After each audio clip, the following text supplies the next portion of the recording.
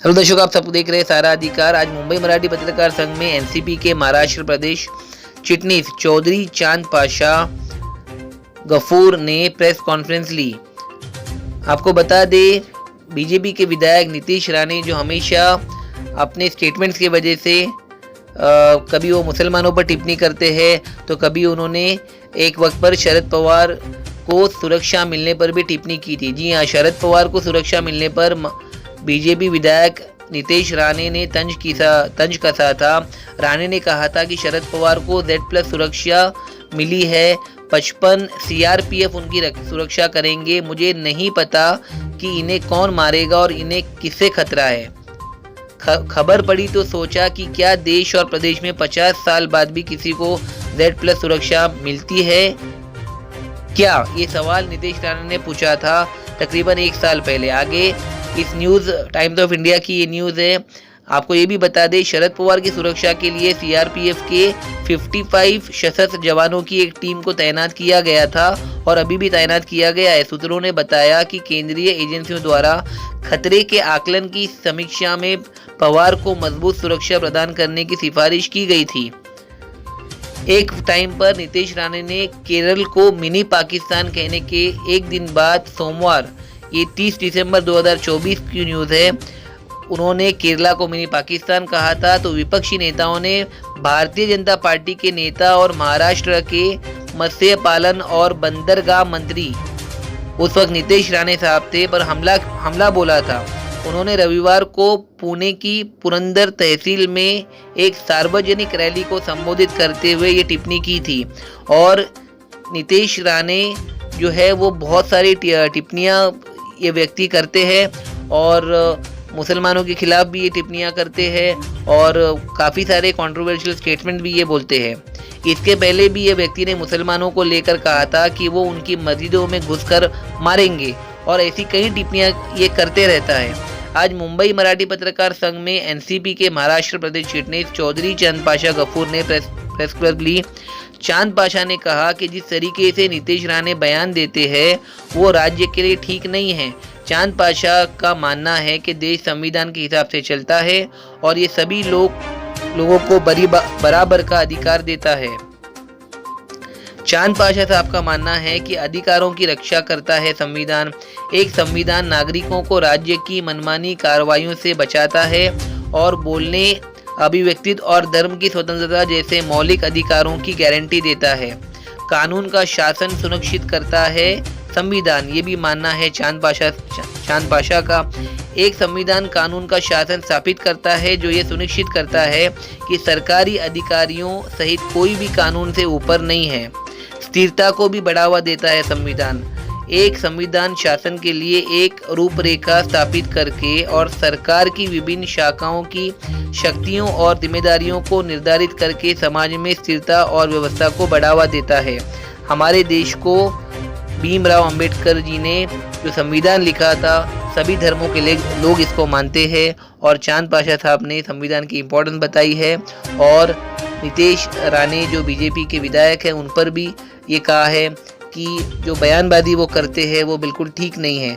आपको हमारा ये वीडियो कैसे लगा कमेंट सेक्शन में ज़रूर बताएं और देश और दुनिया की तमाम खबरों के लिए देखते रहिए सहारा अधिकार। मैं निशान का दिया, सब देख रहे सहारा अधिकार। आज मुंबई मराठी पत्रकार संघ में राष्ट्रवादी कांग्रेस पार्टी एनसीपी के महाराष्ट्र प्रदेश चिटनीस चौधरी चांद पाशा गफूर साहब ने पत्रकार परिषद ली है और नीतीश राणे जो स्टेटमेंट दे रहे हैं उसके ऊपर इन्होंने कड़ी निंदा की है और इस पर इनका सारा कन्वर्सेशन था। सर, वेलकम टू सारा अधिकार चैनल। आपके प्रेस नोट में क्लियरली हमने देखा कि नीतीश राणे जो स्टेटमेंट देते हैं उसके ऊपर आप काफ़ी सख्त नाराज़गी आपने दिखाया, आपने डिसएप्रूव को किया है और आपने अजीत दादा के बारे में भी कहा है कि अगर ऐसे स्टेटमेंट कंटिन्यू होते हैं तो इसकी आप कड़ी निंदा करेंगे। इसके बारे में हमारे दर्शकों को बताइए। नीचे रखो। नीतीश राणे साहब का ये जो बार जो बयान है मुस्लिम विरोधी, ये राज्य के हित में ठीक नहीं है। राज्य के अंदर शांतता रहने के लिए, राज्य के अंदर कायदा और सुव्यवस्था का प्रश्न निर्माण ना हो, राज्य का विकास के दृष्टि से ये ठीक नहीं है। हम उनसे अपील करते हैं कि नीतीश राणे साहब, आप यहीं रुक जाओ और आप इस राज्य के कैबिनेट मंत्री हैं और आप अपने खाते तरफ न्याय दीजिए, अपने खाते को न्याय दीजिए। और आपको अगर हिंदुत्व का शौक़ है तो आप हिंदुत्व के भले के लिए, हिंदू समाज आज हिंदू शेतकरी, हिंदू किसान खुदकुशी कर रहा है, हिंदू तरुणों को रोजगार नहीं है, तो इस बारे में आप प्रयास कीजिए। आज की हालत ये है कि मुस्लिम समाज तरक्की कर रहा है और तुम्हारे बोलने से कुछ फ़र्क नहीं गिरने वाला, पर कायदा और सुव्यवस्था का सवाल खड़ा ना हो, राज्य में शांतता रहे, इसलिए मैं आपसे अपील करता हूँ कि आप मुस्लिम विरोधी वक्तव्य ना करें। तो एनसीपी शिवसेना का गठबंधन है। उद्धव ठाकरे जी ने अपने रैली में कहा था कि जो हिंदुत्व हमारा है वो बीजेपी का बिल्कुल भी नहीं है। शरद पवार, एनसीपी और कांग्रेस का गठबंधन था। इनके हिंदुत्व में मुस्लिम वोटर्स ने कहा था कि आपके हिंदुत्व में ऐसे दिखता है जैसे हमारे घर के चूल्हे जलेंगे, और उनके हिंदुत्व में ऐसे दिखता है कि आग लगाई जाएगी और दंगे भड़काए जाएंगे। तो आप इसको किस तरीके से देखते हैं? शरद पवार जी को आप क्या निवेदन करना चाहेंगे? इस पर कैसे एक्शन लेना चाहिए? नहीं, ऐसा कुछ है नहीं कि हमारी सरकार अच्छा काम कर रही है। शिवसेना, भाजपा और राष्ट्रवादी कांग्रेस पार्टी, अजितदादा गट ये राज्य को आगे ले जाने के हिसाब से अच्छा काम कर रही है। यहाँ पे हमें उम्मीद है कि कायदा और सुव्यवस्था का सवाल खड़ा नहीं होगा। ये पीछे में समझ में भी आया है कि राणे साहब ने दादा भूसे को भी पत्र लिखा था बुरखाबंदी के ऊपर, और इस्तेमा के बंदी के ऊपर मुख्यमंत्री को पत्र लिखा था, उन्होंने उस तरफ ख्याल नहीं दिया। ये बात है कि हमारी सरकार ऐसा कुछ होने नहीं देगी। सर, आप सत्ते में आपकी पार्टी सत्ते में है, फिर भी जो है आपके लेटर की सुनवाई नहीं होती है और या आपकी बातों पे ध्यान नहीं दिया जा रहा है, इस पर क्या कहेंगे? नहीं, हमारे सरकार में जो है अभी अजित दादा मुस्लिम समस्या को लेकर बहुत काम कर रहे हैं। उन्होंने बहुत सा निधि मुस्लिम समाज को दिया। वक्फ बोर्ड को उन्होंने 20 कोटी रुपए दे दिए, और मौलाना आज़ाद महामंडल का भागभांडोल उन्होंने 500 कोटी रुपए किया। बहुत सा विकास निधि अल्पसंख्यक को उन्होंने दिया, और आगे भी वो मुस्लिम विकास के लिए बहुत सा निधि देने वाले हैं। मुस्लिम समाज के कल्याण के लिए, हित के लिए वो बहुत सारा प्रयास करे हैं और आगे भी करने वाले हैं। नीतीश राणे हमेशा सुर्खियों में रहता है गलत बयानबाजी करके, तो आप आज कॉन्फ्रेंस किए, उसके बाद आगे की आपकी रणनीति क्या रहेगी? तो हम तो एक जगह महायुति बोल के चुनाव लड़े हैं, महायुति बोल के हम सरकार में शामिल हैं। हमारा यही एक निवेदन है उनसे कि हम सब तीनों में सुसंवाद रहे, अच्छी बातें रहे और अच्छा बयान रहे, और राज्य को आगे ले जाने के हिसाब से सबका साथ सबका विकास जो है उसको लेकर ही चले।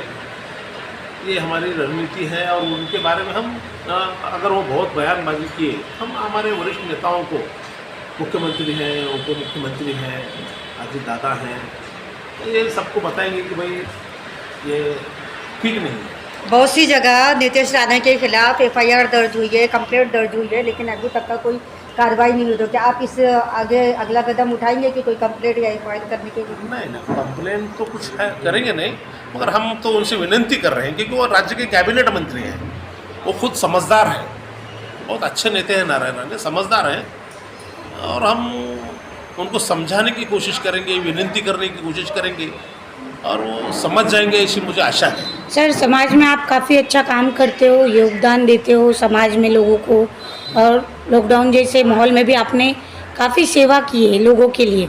अपने मुस्लिम समाज के भाई लोगों की हेल्प के लिए सबसे ज़्यादा आगे बढ़ते हैं, वैसे ही हमारे हिंदू भाई भी सबसे ज़्यादा लोगों की हेल्प के लिए आगे बढ़ते हैं। तो समाज को आप क्या पैगाम देना चाहोगे, खास करके हमारे देशवासियों को, ताकि लोगों तक आपकी आवाज़ पहुंच सके? देखो, हिंदू मुस्लिम यहाँ जो है देश में, राज्य में सारे लोग भाईचारे से आज भी रहते हैं।